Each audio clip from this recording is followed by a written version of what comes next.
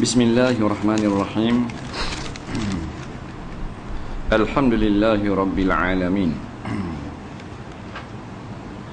Wassalatu wassalamu ala sayyidina Muhammadin wa ala alihi wa sahbihi ajma'in. Subhanaka la ilma lana illa ma 'allamtana innaka antal alimul hakim. Wala haula wala quwwata illa billahil aliyil azim. Muka surat berapa? 165.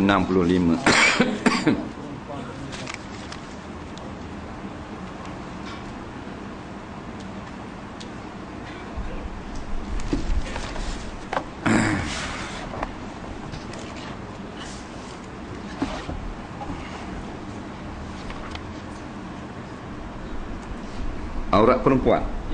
Qala al-muallif rahimahullahu ta'ala wa nafa'ana wa iyyakum bi'ulumihi fid dharain amin ya rabbal alamin.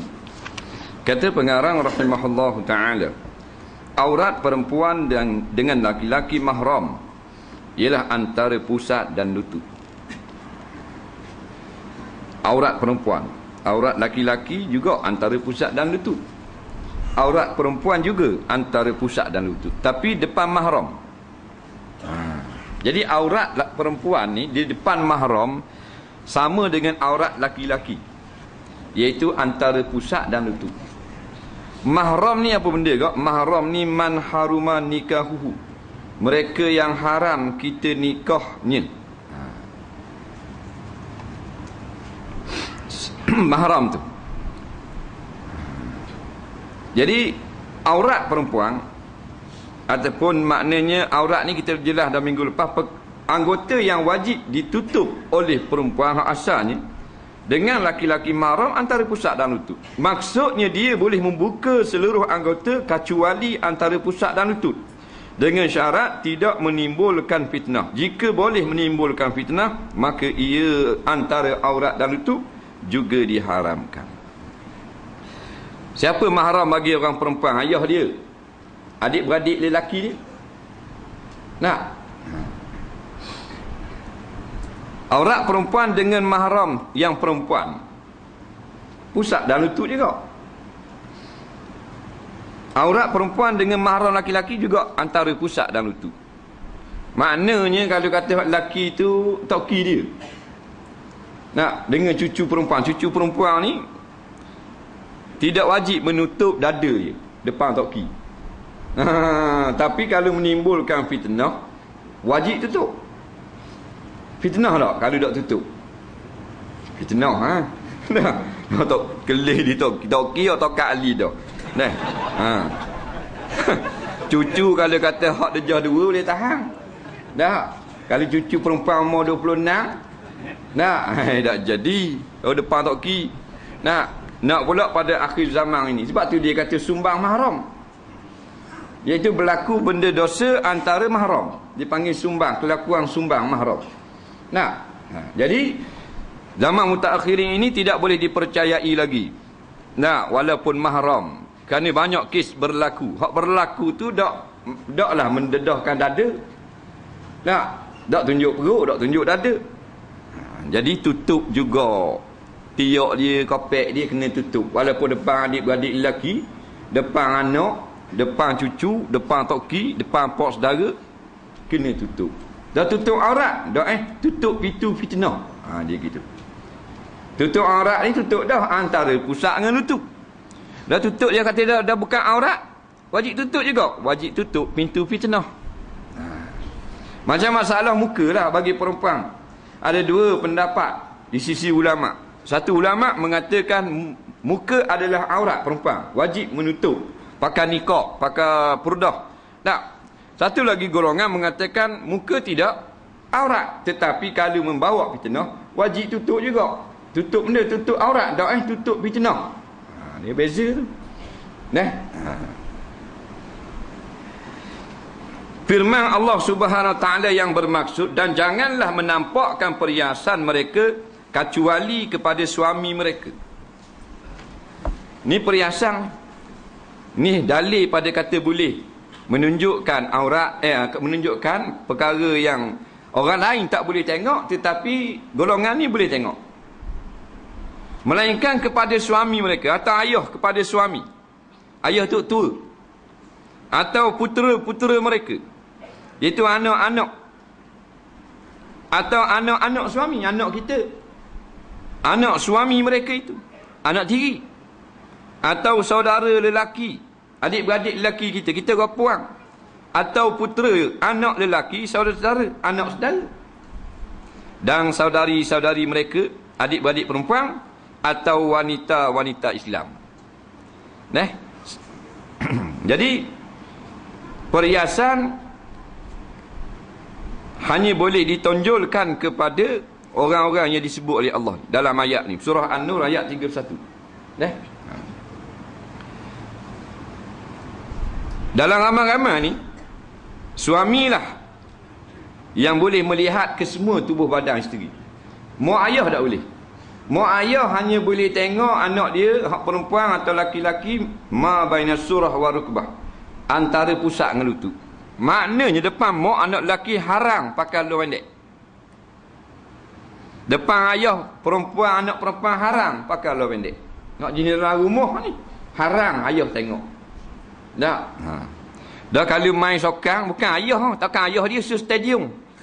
Ayah belaka, ayah susu belaka, ambo. Tak ada kena-mena pun, luar pendek berlari. Oleh-oleh ada. Sukang sekolah-sekolah, sukang Asia, sukang Commonwealth Pana. Banyak jenis sukang. Luar pendek. Lah ni tak jadi luar pendek dah kalau berlari apa? Macam luar dalam. Ni. Tak ada apa-apa kegelapan zulmah yaumul qiyamah. Gelap. Perempuan sama perempuan dia tunjuk paha. Tak boleh. Tapi kalau suami dengan isteri, obra dipanggil. Kaut long. Boleh tengok belaka. Cuma khilaf kat kemaluan. Setengah ulama kata tak ada kerja makruh. Tak ada kerja saja tengok. Boleh kira. Atau ada khilaf. Setengah kata harus, setengah kata makruh. Tak. Ini dia kata malu. Dah, aku nak tengok kau. Dia kira ni tok lelaki buat jadi gasang gitu. Tapi tak haram. Tak haram. Laki suami isteri dipanggil halilah. Halilah ni dua jenis. Isteri ataupun hamba perempuan. Tak ada lah zaman dulu.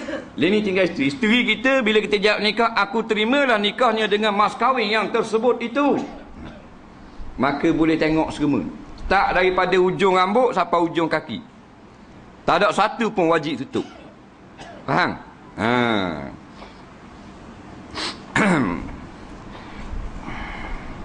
Kemudian ayah.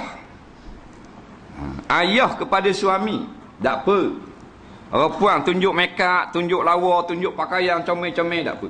Tunjuk ke ayah tok tua. Pasal apa? Ayah tok tua kita ni, kita haram nikah. Bila kita kahwin dengan anak laki-laki dia, ayah suami kita jadi ayah tok tua. Bapa mertuaku.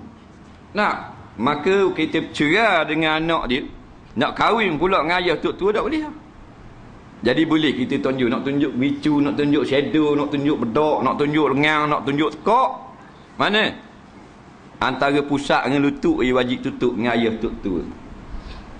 Jadi kalau balik rumah ayah tok tua, tak apalah nak kemar ratung pun. Ayah tok tua kita. Nah, ni tu bik luar ke puang kemar ratung. Belikan kembar ratung tang-tang dekat rumah kau.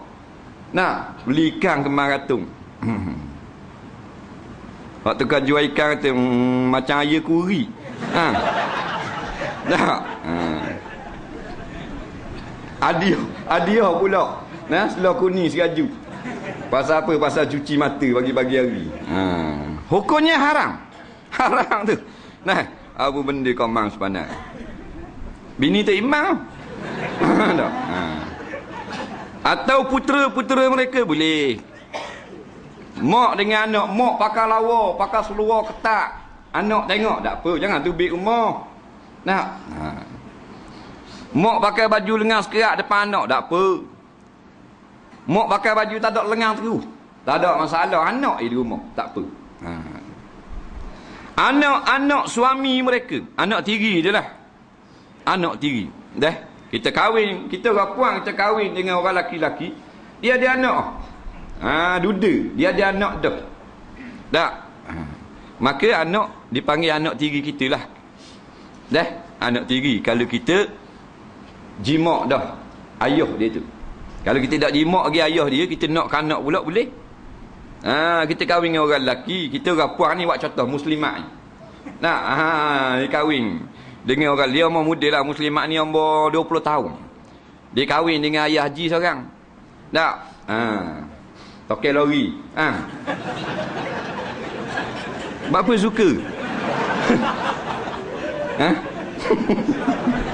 Tak. Dia kahwin, tak tahu ke ada anak guna. Nah, katanya muslimat ni. Bila ngata tengok ada anak pula. Kata suami dia ni anak hamba ni. Nah, umur 27. Dia pun mari kena ke anak pula. Tak kenal dah, ayah dah tua dah, ayah nampak tua. Tak. Mata tak pun nampak dah. Padahal cari anak kucing sekirat hari. Ambil anak pula.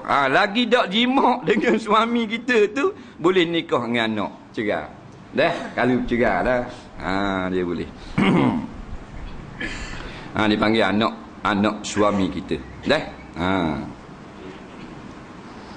Kita kahwin dengan seorang laki-laki, kita rapuang. Kita cerai dengan dia. Nak cerai lah. Tak ada jodoh, cerai. Boleh anak seorang dulu, cerai. Lama tak kira dah. Dia kahwin dengan perempuan lain pula, boleh anak pula. Anak hak dia boleh tu, anak tiri kita. Faham baik tu? Kalau kita orang lelaki pula, kita kahwin dengan orang puang. Nak, boleh seorang dua anak ataupun tak boleh. Jimat dah cerai dah. Dia tak ambuh dah kita. Nak, dia nak ke orang lain pula pasal tak apa laku dah lari kita. Faham? Dia pun lama senggang. Dia nikah dengan orang lain.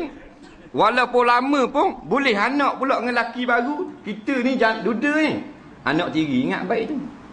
Anak tiri, kalau kita jimak dah mak itu masa nikah, sekurang-kurangnya sekali tergelang helmet. Faham?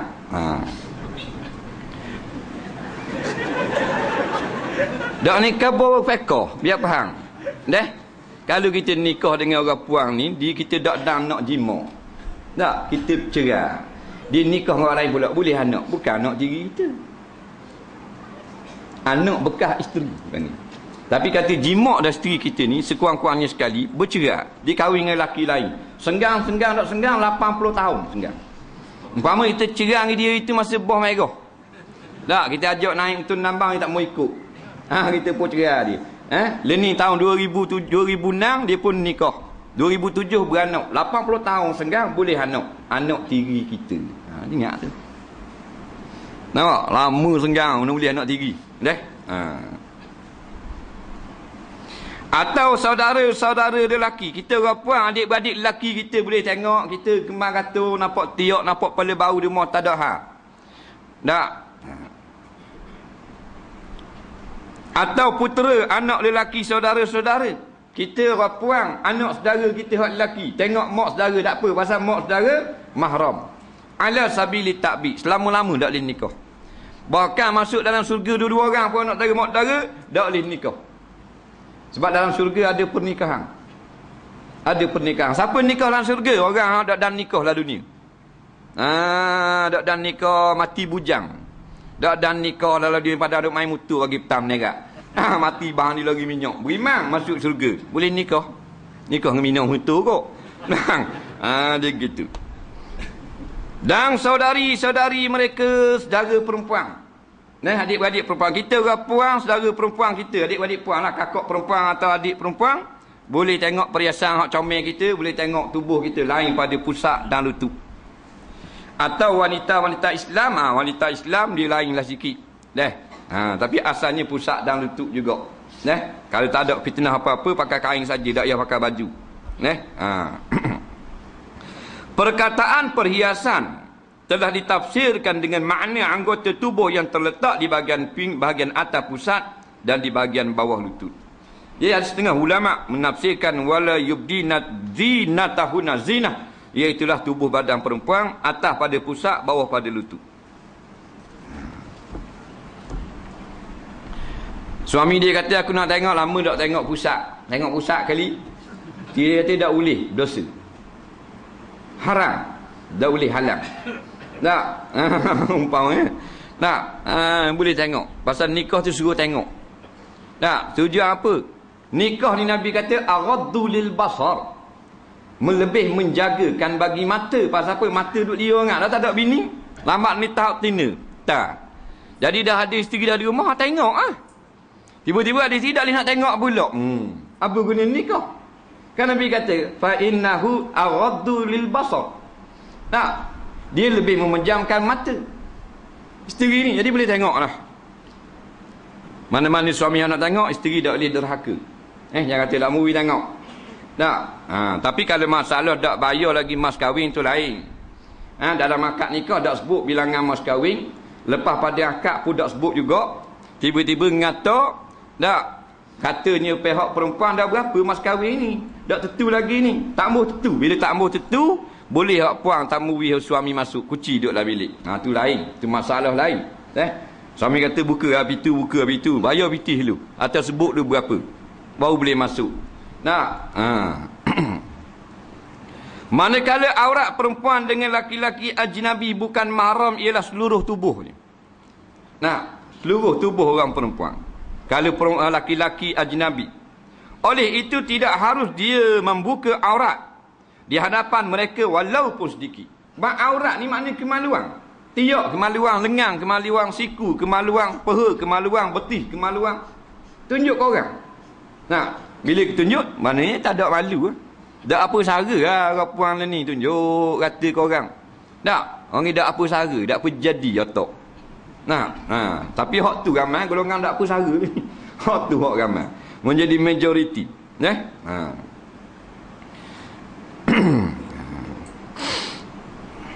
Berebut pergi jumpa artis. Di Patah Batu Buruk. Nak ambil tanda tangan Nimbai Zura.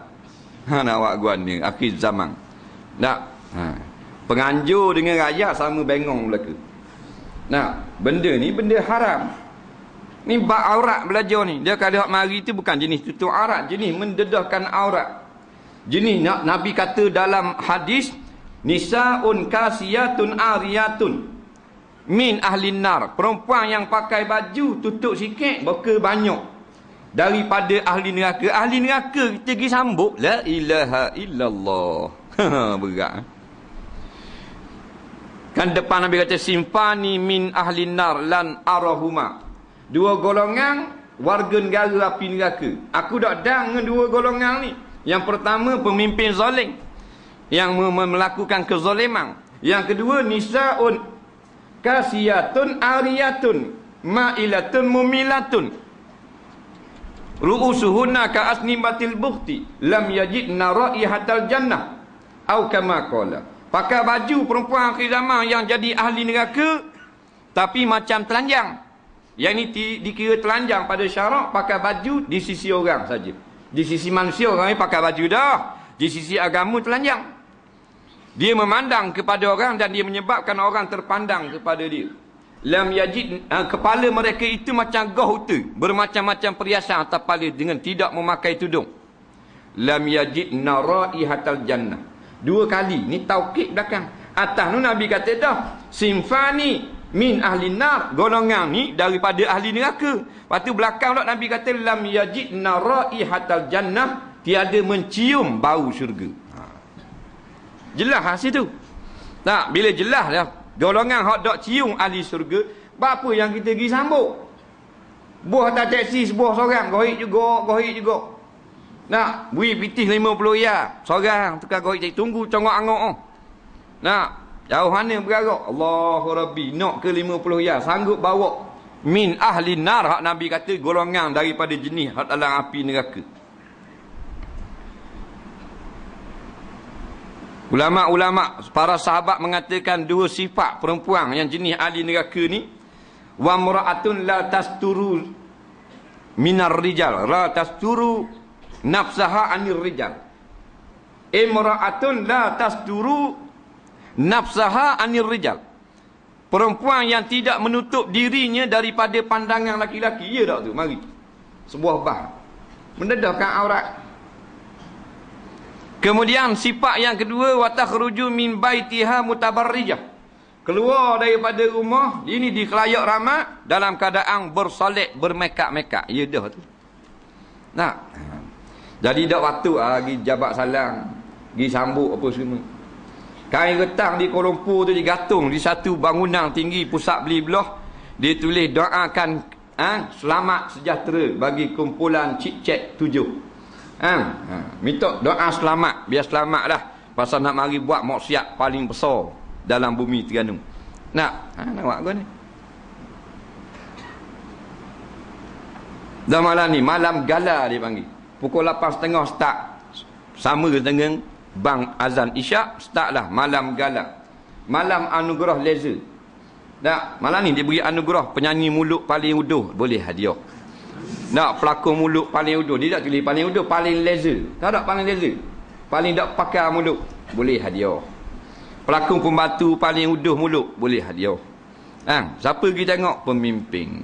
Pemimpin ni patut mari masjid, mari surau. Tak, dah pergi tengok tempat gitu.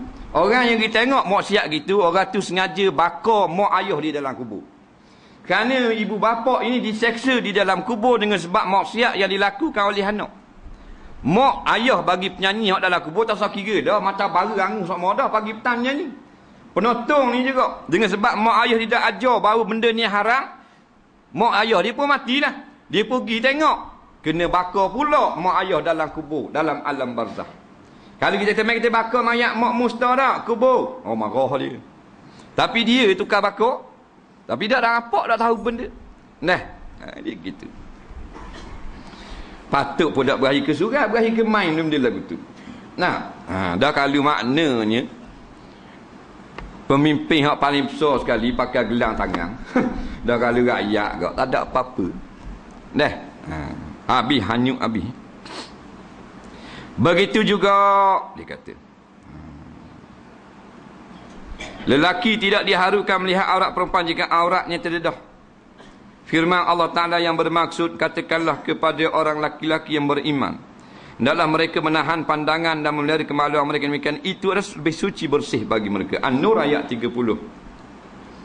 Kullil mu'minin yaghuddu min absarihim wa yaghuddu absarahum. Katakanlah kepada orang yang beriman supaya mereka itu memejamkan mata-mata mereka. Yang ni minal muharramat, daripada perkara-perkara yang dilarang. Wa yahfazu furujahum, dan menjaga kemaluan mereka itu. Zalika azka lahum. Yang demikian itu lebih baik dan membersihkan bagi hati mereka itu. Nah, dan wak mari benda maksiat kita tengok, tak ada apa-apa. Tukang wak mari paling banyak dosa penganjur, yang tukang umum, yang tukang buat banner, tukang buat poster, Allah Rabbi. 10,000 orang mari dia tanggung 10,000 dosa. Kalau benda tu maksiat lah. Malaikat malam ni dia nyanyi semua pakai pudah belaka. Tak. Dia nyanyi pula suara dia tidak melunakkan suara. Penonton puan tengok puan, laki tengok laki malam ni. Tak apa boleh tahan kira. Tak. Tapi tengok pada keadaan hak tunjuk dalam internet, berhebat-hebat pakaian dengan pusat jelek, dengan baju separuh dada nampak. Habis ayat ganung turun pergi sambung. Berkat 40 orang ulama turun daripada langit. Nah, kita tak ingat cerita Piom Liwat dah itu 40 penyamung dia tu. Patut bola payang tu. Jadi kalau siapa-siapa yang dah jumpa dengan artis ni, kabarlah suruh taubat dengan segera. Tak, supaya mati dalam keadaan sempat taubat. Semua sifat-sifat yang disebutkan oleh sahabat tadi daripada ahli neraka. Kata Ibnu Abbas radhiyallahu anhuma, illa an tatuba, melainkan mereka itu sifat taubat qablal maut, sebelum daripada mati, maka tak akan masuk dalam api neraka. Jadi wajiblah kita dakwah, tak beritahu ke dia. Al-Bukhari meriwayatkan daripada Aisyah radhiyallahu an, katanya Rasulullah sallallahu bersabda, sedang semayang subuh, Rasulullah sedang semayang subuh, ia dihadiri bersama oleh perempuan-perempuan yang beriman dalam keadaan seluruh badan mereka tertutup. Jemaah perempuan tutup habis dengan pakaian yang dipakai. Kemudian mereka kembali ke rumah masing-masing dan tidak ada seorang pun yang dapat mengenali mereka. Keluar daripada surga, daripada Masjid Nabawi bersama semayang jemaah dengan Rasulullah. Balik di rumah daripada masjid tu orang tak kenal. Pasal apa? Pasal tutup aurat. Tutup aurat. Gelap subuh sehari, tutup aurat. Orang dulu dia jaga. Siapa tak kenal? Kata Siti Aisyah, ma ya'rifuhunna ahadun. Seorang pun tak dapat kenal jemaah perempuan tersebut. Mek Ani dengan Mek Yah sama je, berkelubung belaka keluar daripada masjid semayang dengan Nabi. Jadi orang puang keluar daripada masjid, jaga-jaga dah, tak salah buka aurat. Nak tengok ni keadaan muslimat zaman Nabi SAW, keluar siapa muka orang tak kenal. Tutupnya kita Allah Rabbi. Tubik pada surah, selok kain. Nak lakoh lokang. Apa yang pergi selok kain gitu? Orang puang ni kalau boleh jalan bias cekal, kain jatuh atas sana. Tak. Orang tanya Rasulullah, dah kalau kena kotor ni ke mana? Dah labuh cekal, beregek dengan kotor. Nabi kata depan tu dia ada kat bersih pula, lalu kat rupuk, tanggal pula pasir tu. Tak apa. Mana sampai gitu semua? Dah kita ni tak sedap agak nak labuh sampai secekal tak. Takut jerit di tayar basikal. Tak. Cabut dengan kain-kain. Jadi kita biarlah sampai areh dengan tumik pun. Gitu. Dan macam mana hak kaki muda tak mari surah, tak mau buka selok peti. Mau haji balik surah baru dengar tadi bak aurat. Balik surah selok kain. Takut kemucu. Tak? Nyakak mulai-mulai siapa kat peha dia akak. Balik. Tok Bila ikut belakang. Tak. Dah rumah sama kat tulis belakang. Jangan main wah gitu. Banyak ni tak jaga. Kereta lalu ikut belakang, kita selok kain. Balik dengar. Tuak balik dengar selok kain. Hak tak dengar terus. Bih pada selok. Kadang-kadang naik atas motor jenis pakai kain, pakai jubah, pakai seluar boleh tahan kira lagi. Pakai jubah tak pakai pulak sarung kaki lit dalam, tak kalau panjang. Naik motosikal, labu putih sekerak topik. Tak, orang lelaki ikut belakang boleh tahan, letih mak haji. Dan balik tukar ikut juga belakang. Ingat muslimat muda 17 tahun nampak mecing putih macam ke buting padi. Tak, mak haji bawa diri. Motor SS. Ikut juga dah balik dengar. Potong tengok 71. Gigi saja. Tinggal 2 butung. Kiri kanan tak benda. Jadi hak jenis naik motosikal, tak kira lah pergi dengar ke gimana, tolonglah jangan selok gitu. Selok tak apa ada pakaian dalam. Ada seluar. Gambar kita tengok. Tok lelaki ni boleh sekebang comel dah. Macam tarekat dah. Dah ekor berterbangan sekali, ekor serban comel dengan celok mata tengok umur macam Taliban dah. Bini pakai jubah, selok kain pulak naik motosikal, gantung labu-labu betis belakang. Lama mana ni pak batu nak disapa di rumah. Tu hak duduk Terengganu, hak duduk bandar, hak duduk pagar besi. Naik debu keting. Tak boleh, kena tutup. Tak usah kata alasan naik motor dia boleh buat kan.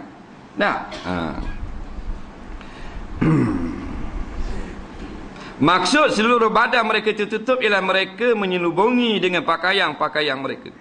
Ini muri maksud pakaian tersebut menutup seluruh tubuh badan. Jadi kalau bolehlah kita biar comel sikit. Janganlah kita ni sama dengan pakaian orang yang tidak ikut agama. Jangan siapa anak kita pakaian macam artis-artis. Dia orang tu orang tak dengar, orang jauh daripada hidayah, orang tidak hadir majlis-majlis kuliah, orang yang meninggalkan semayang, mendekati pula dengan perkara-perkara lara, ada setengahnya minum arak dan sebagainya. Padang dia pakai gitu. Pakaian perempuan jahiliah. Ni anak kita pakai gitu juga. Batu tolong balik ni tengoklah mak mana baju-baju cek jangan pergi pakai. Hak seluar ketat jangan pergi pakai. Di rumah tak apa. Sebab apa? Kalau kita biarkan anak kita pakai gitu, kita tetap menjadi ayah yang fasik. Bernama fasik kita. Kerana kita ni jaga anak bini kita. Kita tutup aurat jubah seleret, anak kita dedah aurat. Lengan sekerat, tubik tekak, tubik rambut, tubik kaki, tubik putih. Kita pula dapat nama ayah yang fasik walaupun semayang tak tinggal. Jadi tengok-tengok tak. Kalau kita lock anak kita dia jadi kau lama kau rengang, kau lama kau rengang bak aurat. Anak lelaki itu kok.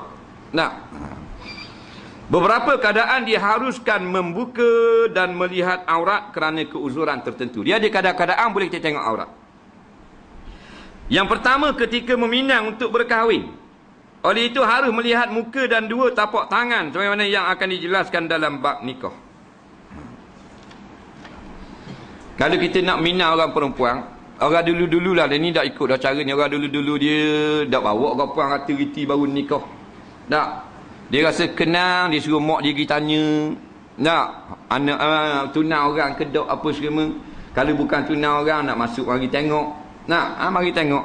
Jadi zaman Nabi pergi tengok. Pergi tengok orang puan pun tubik. Tengok muka dan pergelangan tangan. Satu hari Mughirah bin Syu'bah dia kata, ya Rasulullah aku telah tunang. Aku tunang dah. Nabi kata, hal nazartah, adakah kau telah lihat? Dia kata, lah aku tak tengok. Tunang dah. Pasal apa? Pasal ada orang kata comel, tunang halu. Mu tengok dah. Yang mu tunang-tunang. Kata Mughirah bin Syu'bah dah. Nabi kata, fanzur ilaiha. Mu tengok dulu tunangmu sebelum berkahwin. Mu tengok dulu tunangmu. Fa innaha ahra ayyud dama bainakuma.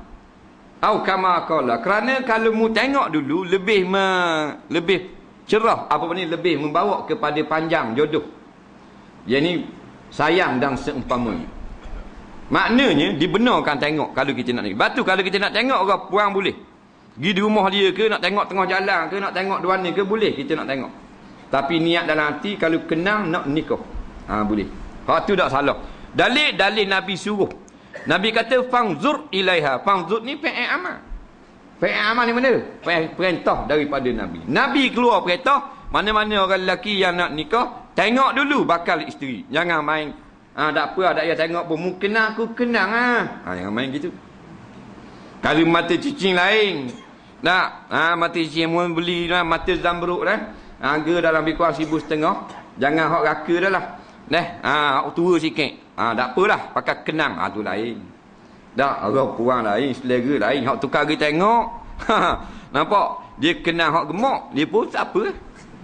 Dia kata molek ni. Pasal hak tukar kalau aku kenang, dia kenang. Tak. Nikah tembak lari kot tikar anak tu neng. Kecek sikit pada keret telaga. Tak pinggang. Rejung tari terus. Jadi susah. Jadi Nabi kata fa innaha ahra an yu'dama bainakuma. Kerana kalau kau lihat dulu boleh membawa kepada kasih sayang dan seumpama. Pakai tak tengok tak boleh. Kena ukur. Kasut kita nak beli kita tengok 5-6 kali. Tak beli kita tengok dulu. Tak kata mau saya berapa? Nak tengok dulu. Tengok belakang. Esok hari pula. Tengok tapak pula. Nah, tengok mucung pula. 6 kali mari baru beli. Tu kasut, nak bubuh bawah rumah. Ni nak bubuh atas katil kita. Nampak? Tengoklah. Tapi boleh tengok antara muka dengan pergelangan, tapak tangan boleh tengok. Pasal apa? Muka ni menunjukkan warna kulit, tapak tangan dan jari-jari menunjukkan saiz pinggang dan tubuh badan. Jadi gitulah. Bak kalau tengok muka putih memang belakang putih lah. Nah, tak ada muka putih dah tapi dah nikah belakang biru. Tak gitu. Kalau muka putih, maka putihlah tubuh badan dia. Jadi tak payah tengok belakang, tengok labu putih, tengok perut, tengok pusat. Tapi nak tengok juga perut, nak tengok juga dada. Pasal apa nak nikah ni? Nak tengok. Pasal pakai jubah dia tak tahu saiz berapa. Nah, 44 ke? 43 ke? C ke A ke B? Boleh wakil orang perempuan. Wakil mak saudara kita mungkin tengoklah. Tak. Pasal tengok dah muka putih. Nah, tapi takut saat ni lah dah pakai baju gitu. Oleh kira takut perut macam kek hari jadi. 3 tekak pula perut. Tak. Jadi kita tengok. Oleh kira boleh tapi wakil perempuan. Lelaki tak boleh tengok. Jadi muka mewakili bagi warna kulit. Batu orang perempuan kalau orang lelaki nak mari tengok, tak usah banyak sangatlah undercoat. Nak. Dia buah undercoat. Dia tengok kat biar tekak hitam, muka putih mana gitu. Tu memang undercoat kurang-kurang 4 lapis. Cak maniang 2 kali sembuh clear pula. Nak. Bubuh metalik sikit biar lubang hidung. Nak. Tu bila nikah hitam pula. Hari tu putih jadi terpedaya, tak ada kasih sayang pula. Tak. Jadi biar original. Original. Hitam tak apa, perangai baik nampak putih. Putih perangai uduh nampak hitam tu. Nak. Dah tangan ni melambangkan akan berat badan, saiz tubuh badan lah biasa dah. Bila kita nak tengok orang puang di Putubik, kita suruh tengok. Boleh tengok tapak tangan, orang puang kena akak asal. Kena akak tunjuk. Pusing depan dia. Mana puas hati? Puas hati. Nak tengok molek, tengok benda, tengok butung jari ni lah, tengok ruah anak jari.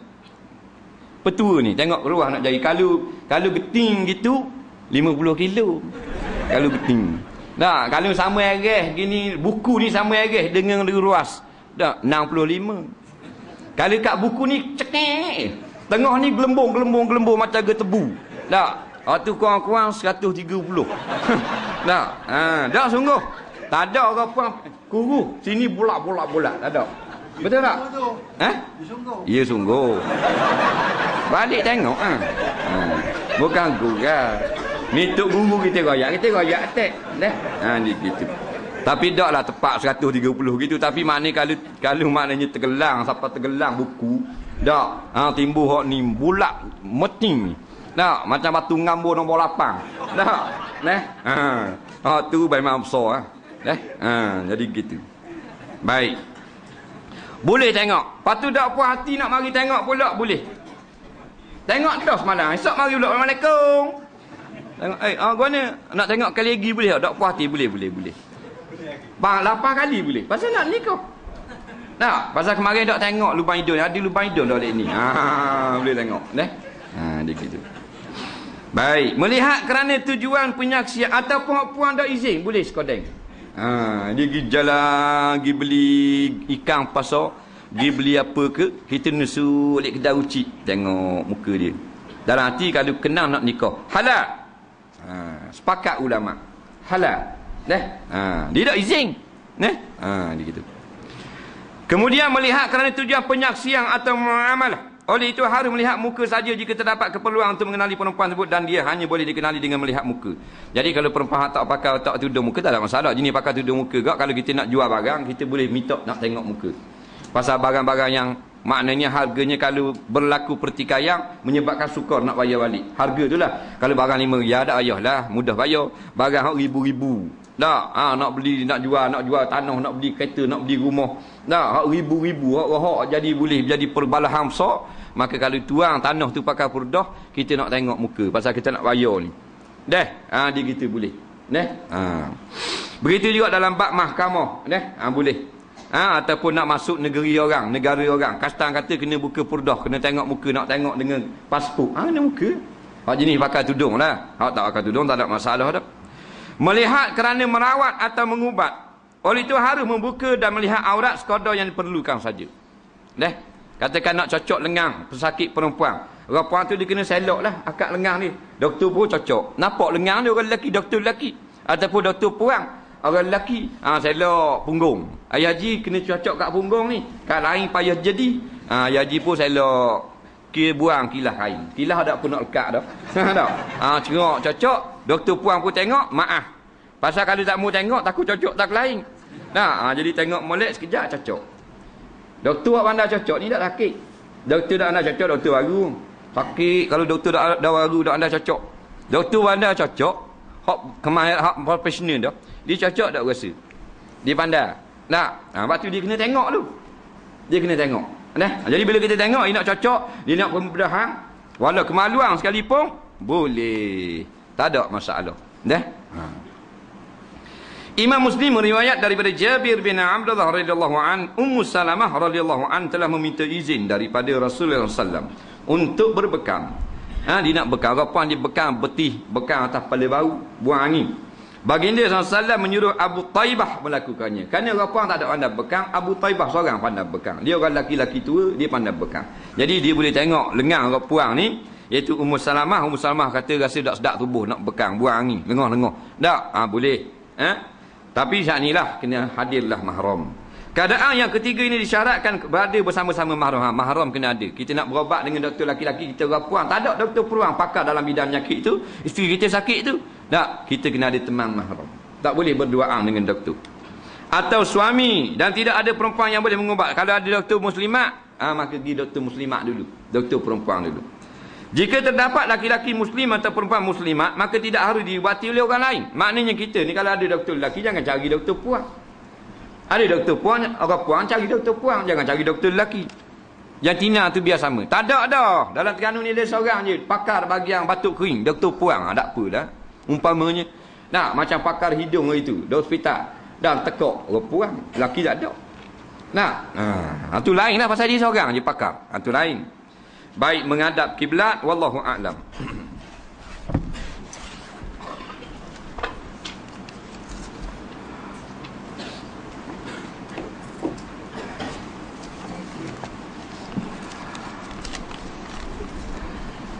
Berdoa majlis hari keluarga macam malam bersama pekerja, tetapi dalam majlis tersebut ada nyanyian dan main gitar. Apa hukumnya? Baik. Kalau doa untuk majlis maksiat, tak boleh. Tapi kalau dia berdoa untuk kebaikan orang-orang supaya dapat dapat hidayah yang hadir malam tu, tak apa. Seperti mana Imam Al-Hasan Al-Banna, dia pernah berdoa dalam kelab malam. Dia tengok ramanya duduk minum arak, ramanya duduk main rapuang apa semua, dia tak ada doa. Doa bukan suruh selamat joget. Doa supaya Tuhan buka pintu hati. Tu boleh. Tapi kalau majlis nak bergalak ni, kita panggil doa suruh selamat bergalak, tu tak boleh. Macam doa tu Imam Commonwealth gitu. Tak, dia kata wahai Tuhan kami, selamatkanlah malam ini atlet-atlet kami. Tu tak boleh, itu haram tu. Pasal atlet-atlet kami ini akan terjun papan anja pakai seluar kek saja. Tapi tu Imam tak kata gitu, dia kata atlet kami. Tu haram, cari makan kat tu. Jadi tengok, tak mesti kita duduk pada majlis kita berdoa supaya berkat majlis tu. Kadang-kadang kita berdoa supaya orang yang hadir tu dapat hidayah. Tapi kalau selamat permainan, perjalanan, benda-benda hak lara, tak molek lah. Kalau benda haram, haram pula kita berdoa. Lepas mayang tidak berdoa, berzikir tanpa keluar suara, tak ada masalah. Tak ada masalah. Tak ada masalah. Berdoa lah. Berzikirlah sama ada keluar suara atau tidak keluar suara. Lepas mayang kita nak berzikir ramai-ramai boleh. Nak berzikir seorang boleh. Nak berzikir dengan tu imam boleh. Tu imam nak balik berzikir di rumah boleh belaka. Yang tak bolehnya, yang tak molek tak berzikir langsung. Pas mayang bau tembau. Pas mayang bau akak punggung. Sebutlah Allah sedikit. Perlahan perlahan kuat ada khilaf. Jangan kita nak ta'assub. Ada setengah orang dia ta'assub. Dia haram kuat bid'ah dasar tebang lah. Benda-benda itu merugikan kita. Ulama sebut dua-dua ni boleh berlaku. Memang Imam Syafi'i kata semolek-molek zikir itu perlahan. Tak, tetapi kalau nak ajar orang, nak suruh ramai orang boleh ikut, boleh kena ayat kursi sebagainya, maka aku suka kuat. Asal perlahan. Tapi Al-Imam Ibn Hajar Al-Asqalani meriwayatkan di dalam kitab beliau Fathul Bari, syarah bagi kitab Sahih Bukhari, berzikir secara kuat ke perlahan ada berlaku pada zaman Nabi SAW. Tasabbalah benda lagu tu. Tasabbalah. Benda lain banyak gini, duk joget macam setan, macam anak ke tu. Hak tu hak Nabi suruh cegah amal makruf nahi mungkar. Benda nahi mungkar ni benda hak tak ada khilaf. Benda khilaf ni bukan benda mungkar. Jadi kita duduk diam, tafakur lepas sembahyang, tak sebut di mulut, dalam hati ingat Allah, Allah, Allah. Tak ada masalah molek, tak ada apa-apa. Dia gitu. Tidak sapu muka lepas salam, tak ada masalah. Ni masalah khilafiyah. Dalam mazhab Syafi'i pun bukan semua kitab sebut. Sebahagian kecil daripada kitab saja dalam fiqh Syafi'i sebut. Apa tak sebut banyak? Pasal hadisnya, walaupun ada hadisnya dhaif. Al-Imam An-Nawawi sebut di dalam kitab dia Al-Azkar. Bahawasanya sebahagian daripada ulama fiqh mengatakan sunat menyapu muka. Bukan wajib. Maknanya tak sapu, tak apa. Jadi bila kita tengok dalam khilaf fiqh muqarrar, perbandingan mazhab-mazhab fiqh ini, sebahagian mengatakan sunat sapu muka kerana berdalil dengan hadis Nabi sapu muka ni. Tapi hadis itu tidak sahih. Bukan hadis maudhu', hadis itu lemah. Bukan Nabi yang lemah, sanadnya yang lemah. Jadi tidak terkenal amalan sapu muka. Tak banyak kitab macam Bushrul Karim ada sebut sedikit. Kitab-kitab Jawi yang mutaakhirin memang disebutlah. Tapi kalau kitab-kitab muktabar tak sebut, tak setuh masalah ni. Jadi siapa hak tak mau sapu muka, hak nak pakai hak hadis-hadis sahih saja, memang betul dah. Siapa yang nak sapu, nak taklid sebahagian ada pendapat yang sedikit ni, betul juga. Sebab hak kata boleh sapu tu bukanlah orang biasa, ulama juga, walaupun tak ramai. Bukan orang nubuikan. Hak kata boleh ni ulama-ulama ada sandaran. Jadi tak sabalah benda-benda khilafiyah. Sapu muka betul, tak sapu muka betul juga. Betul belaka. Asal ada sandaran. Belajar. Jangan kita nak jadi ta'assub, kita saja betul. Hak ijma' tu lain. Kita biar nak sungguh-sungguh sikit. Ijma' haram tu lain. Mendedahkan aurat, berjoget datang tina capu, tu memang haram, tu lain. Kita nak balas pun. Nombor ekor, judi, arak dan sebagainya. Hak tu tak ada khilaf. Hak tu baru masuk an-nahyu anil munkar. Barang munkar sungguh. Tak pakai tutup kepala semasa semayang seperti kopiah atau songkok. Jumhur ulama mengatakan kurang elok. Ada sedikit di kalangan ulama mengatakan tak ada masalah. Cuma pada adabnya sebaiknya kita pakai tutup kepala. Kerana laqad kana lakum fi rasulillahi uswatun hasanah. Sesungguhnya bagi kamu diri Nabi apa benda yang dia buat contoh terbaik untuk kamu ikut. Orang pernah tanya kepada almarhum Syekh Hasanain Muhammad Makhluf, bekas mufti besar negeri Mesir tahun 50-an. Dia kata ya juzu lirrajuli an yusalliya maksyufar ra'si. Harus bagi orang laki-laki semayang dalam keadaan kepala tak pakai, tak tutup apa-apa. Nampak? Kepala tak tutup apa, tak ada masalah. Kerana dia kata bukan aurat tutup kepala. Harus. Nampak? Walakin fihi su'ul adab, tetapi kurang elok adab dia. Kerana apa? Dia buat mari Rasulullah semayang sama ada pakai serban, kadang pakai kopiah, kadang pakai kain tutup atas kepala. Sama ada ketika menghadap tetamu-tetamu asing, ketika perang, ketika di masjid, ketika bersama sahabatnya sahaja, juga dalam keadaan memakai kopiah, qalan suah. Kadang-kadang pakai imamah, pakai serban, kadang-kadang pakai kain selendang diletakkan di atas kopiah. Jadi terbaiknya hak Rasulullah. Sebab tu kita tengok ulama-ulama mereka ini memakai tutup kepala. Sebab itulah ulama-ulama pula sebut sunat bagi laki-laki keluar daripada rumah dalam keadaan tertutup kepala. Sama ada dengan kopiah ataupun dengan serban. Comel lagu tu. Dalam tamu pakai, nak pakai benda lain, nak pakai tianduk, tak ada masalah, harus. Tapi nak cari fadilat qalan suah iaitu kopiah dan imamah iaitu serban.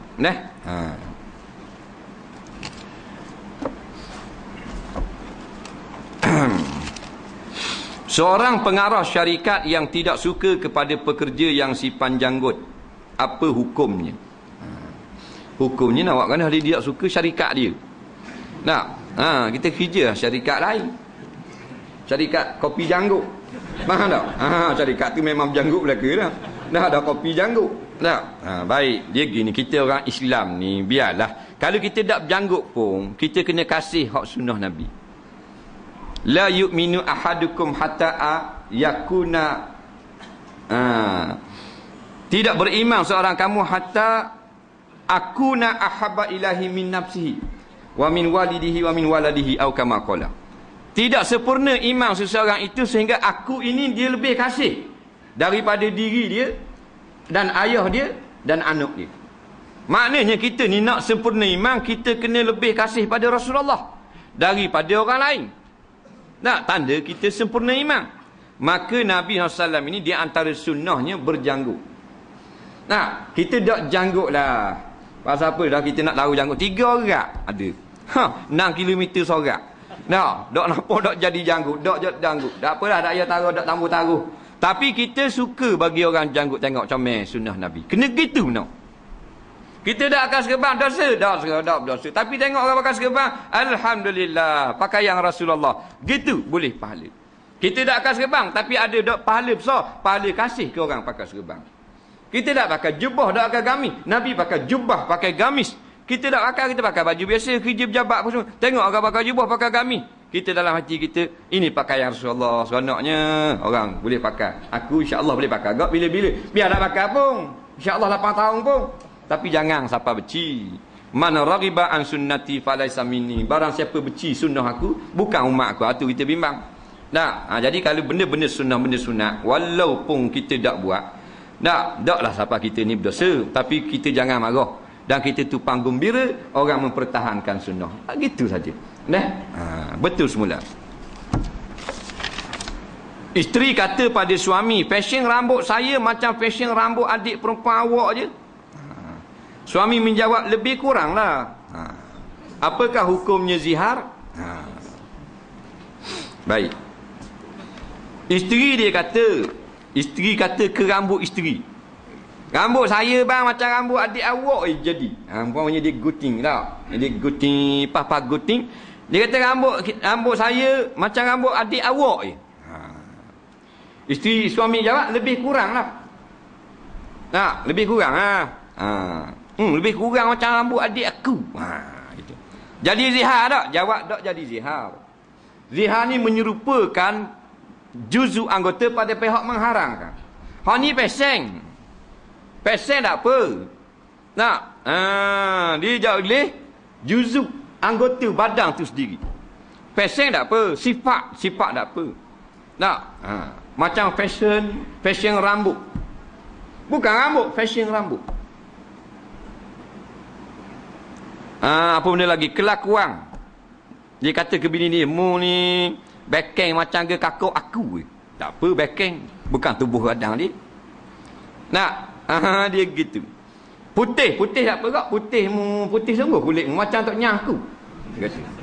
Dia kata ke bini, tak apa. Dia tak boleh ni punggungmu macam punggung mak aku. Tak boleh. Kopekmu macam kopek tok aku. Tak ke bawah umpamanya. Hak tu tak boleh. Hak tu jadi zihar. Tak boleh nak jimak. Kena bayar kafarah. Berapa orang miskin pergi makan? 600 basak situ ni. Ingat jangan kata-kata lagu tu. Fashion tak apa, fashion. Saiz badan lain. Saiz badan pinggangmu macam pinggang mak dara aku. Ginilah besar gini pinggang. Lain kat tu. Belakangmu putih. Lain. Ni fashion rambut. Fashion rambut tak apa. Comel tak apa, bekeng tak apa, cerdah. Mu ni dengung. Macam anak dara aku dengung. Dengung tu bukan tubuh badan dia, tak apa. Tapi ingat yang ijma' ulama' kemaluan dan belakang. Hak lain berlaku khilaf. Lengang berlaku khilaf, kepala lutut berlaku khilaf. Mana kita boleh kehir lagi taklid. Tak kalau berlaku lafaz.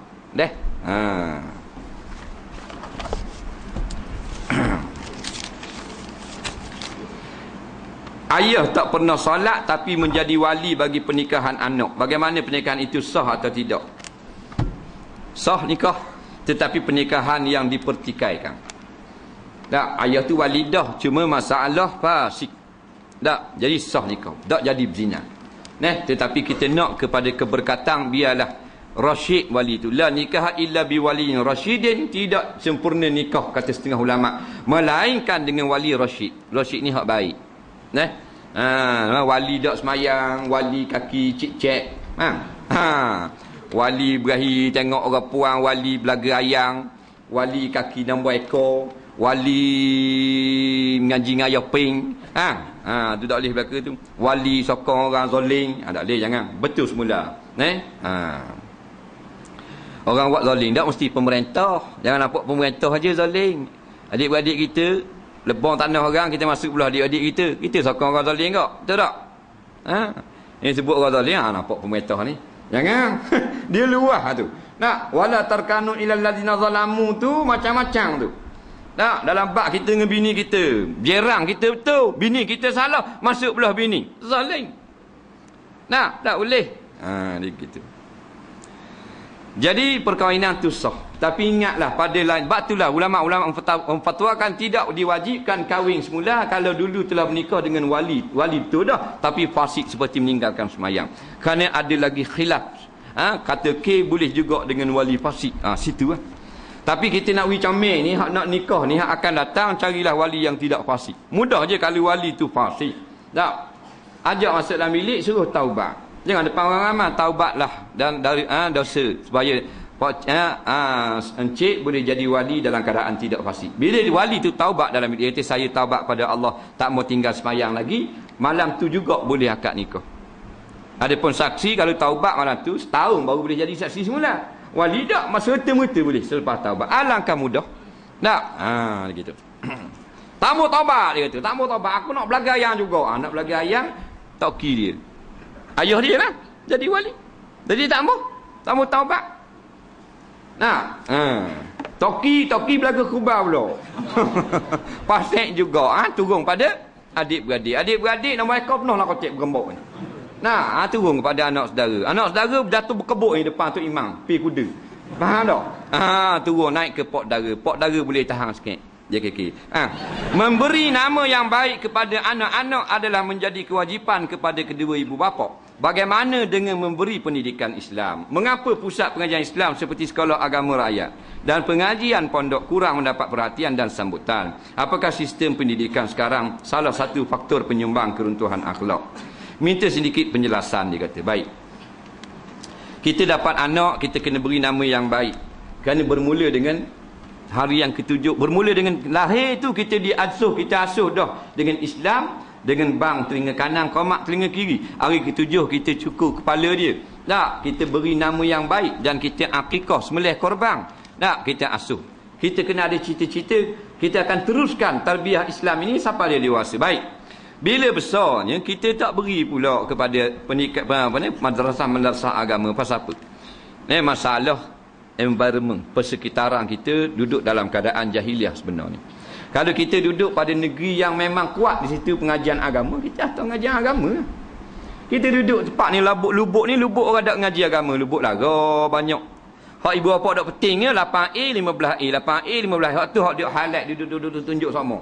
Tak jadi akan apa situ. Dalam TV pun cerita kelebihan hak tu, kurang menunda agama. Baik.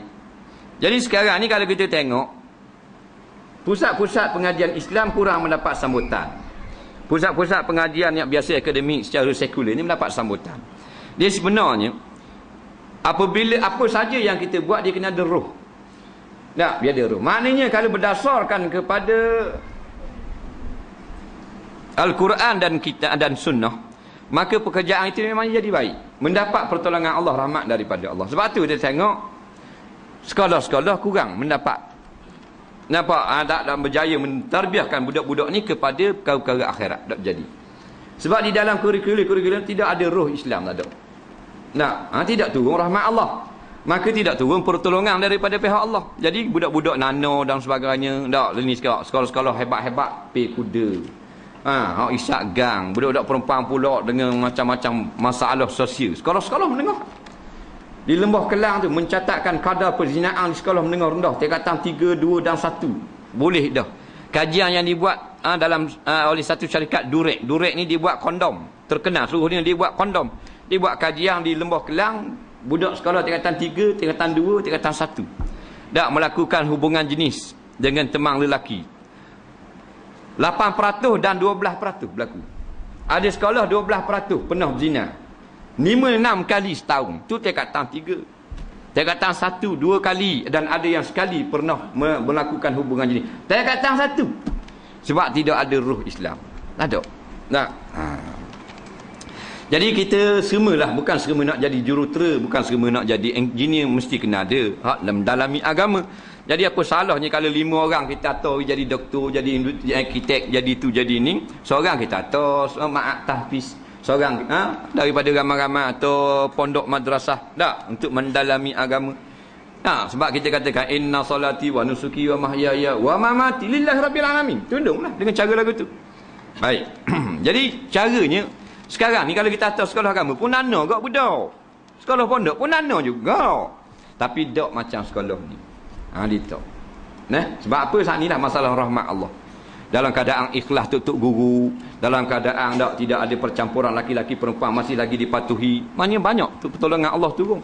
Dalam keadaan sekolah biasa sekarang percampuran, banyak berlaku pelanggaran hukum. Kerana di bawah Menteri Pendidikan yang tidak memasukkan Islam itu sebagai teras di dalam merangka kurikulum pelajar. Tak hidup hidup kok akademik ni. Kok nyanyi, kok berjoget. Bolehkah duit insurans nyawa digunakan untuk mengupah haji bagi si mati? Boleh, tak ada masalah. Mati akibat kemalangan. Dia gini, insurans nyawa ni dia gini, nak tahu halal haram dia gini. Kalau kita masuk insurans nyawa yang konvensional lah, yang tidak ada akad khairat, maka haram. Dr. Wahbah Suhaili sebut dalam kitab Al-Fiqh Al-Islami juzuk yang ke-10. Dia kata benda ni haram. Tapi kalau insurans nyawa yang berunsurkan Islami, macam ada akad khairat, tidak ambil harta orang secara gulur, secara tipu, maka ini boleh. Tapi kalaulah kita mati ni, kita mati bukan kita masuk insurans nyawa, mati dapat insurans umpamanya sebab dia kena langgar, kita dapat insurans, boleh. Jangan hak kita masuk daripada asal itu insurans yang haram pada Islam. Adapun kita dapat insurans ni kerana kita nak bayar rotek. Kalau tak bayar insurans, tak boleh sambung rotek. Insurans ini dipanggil darurah. Kita terpaksa. Itu tak haram. Walaupun kita tak suka pada insurans seperti ini. Tetapi dah tak sambung, dah boleh bayar rotek. Dah rotek nak bawa kenderaan, tak boleh. Dalam keadaan sekarang kita memerlukan kenderaan. Jadi bukan kita suka rela nak bayar insurans. Dah kata haram dalam keadaan biasa. Kita nak masuk insurans. Kalau aku mati boleh piti banyong. Kalau rumah aku, kalau aku sakit tu ni ada piti. Hak tu jaga-jaga. Jangan masuk insurans yang tidak berteraskan Islami.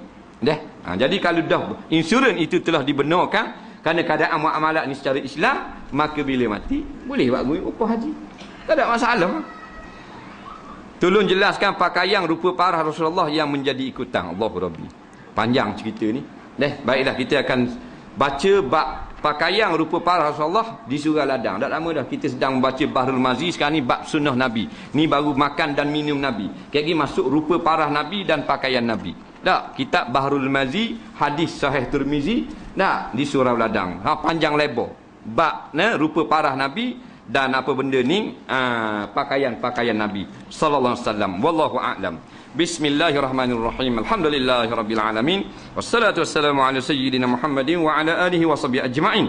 Allahumma anfa'na bima 'allamtana wa 'allimna bima yanfa'una. Rabbana zidna 'ilma, rabbana atina fid dunya hasanah fil akhirati hasanah wa qina azabannar. Wa sallallahu ala sayyidina Muhammadin wa ala alihi wa sahbihi wasallam. Walhamdulillahirabbil alamin. Assalamu alaikum warahmatullahi